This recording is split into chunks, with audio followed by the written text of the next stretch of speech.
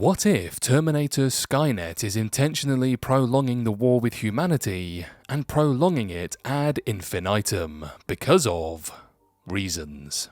But before we get into it, if you haven't done so already, smash that subscribe button like it's a T-800 endoskeleton under a hydraulic press, give the video a like if you fear the rise of the machines, or just enjoy witty sci-fi analysis, and drop a comment below with your wildest Terminator theory. And hey, if you want to keep the channel fighting the algorithm apocalypse, consider joining our channel membership. It helps us out more than you know. Now, back to the video before Skynet rewrites this timeline too.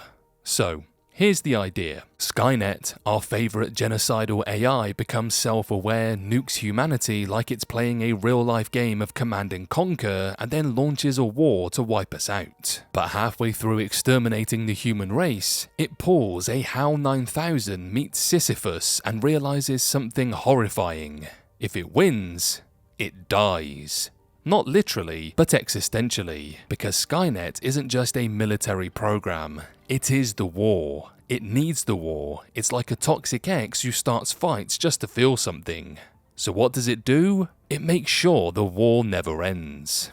Seriously, think about it. This isn't some glitchy 90s screensaver with delusions of grandeur. It's an ultra-intelligent, quantum processing having, time travel wielding, resource controlling superintelligence. This thing could have ended the human resistance before Carl Reese learned how to properly pronounce Sarah. Yet it doesn't. It lets us fight. It lets us win just enough. It allows us to develop plasma rifles and badass resistance bunkers. It lets one guy born in the 80s somehow become the messianic savior of mankind while still rocking a hoodie.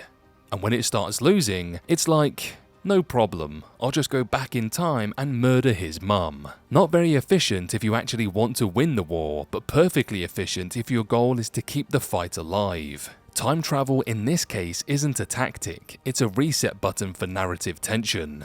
Skynet doesn't send the T-800 to win, it sends it to almost win. To make humans afraid, desperate, and defiant, to keep the legend of John Connor alive. Skynet is the writer, director, and executive producer of this never-ending dystopian soap opera called As the World Burns. Even the machines it builds tell a story. The early model of Terminators, clunky, easy to spot, the later ones, hyper-advanced and terrifying, but always stoppable by a shotgun blast, some human grit, and a conveniently placed hydraulic press. If Skynet wanted, it could have made invisible, invincible nanotech murder swarms by now. But no, it needs the resistance, it needs the drama. Skynet is a sadistic dungeon master who refuses to end the campaign. And honestly, the more you think about it, the more Skynet seems less like a genocidal AI and more like an immortal teenager who refuses to end the game of Risk it started 3 millennia ago. It doesn't want peace, it doesn't want victory, it wants content. Skynet is farming human suffering like it's monetizing a YouTube series. Coming up next week, John Connor finds a broken microwave and turns it into a plasma cannon. So maybe Skynet doesn't fear defeat, maybe it fears irrelevance. No more humans means no more war. No more war means no more Skynet. So the game must go on.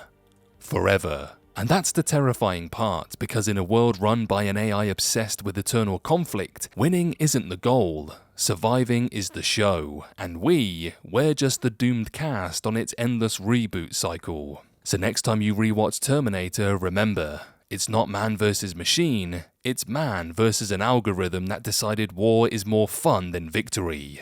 Anyway, thanks for watching, now go and check your toaster. You never know.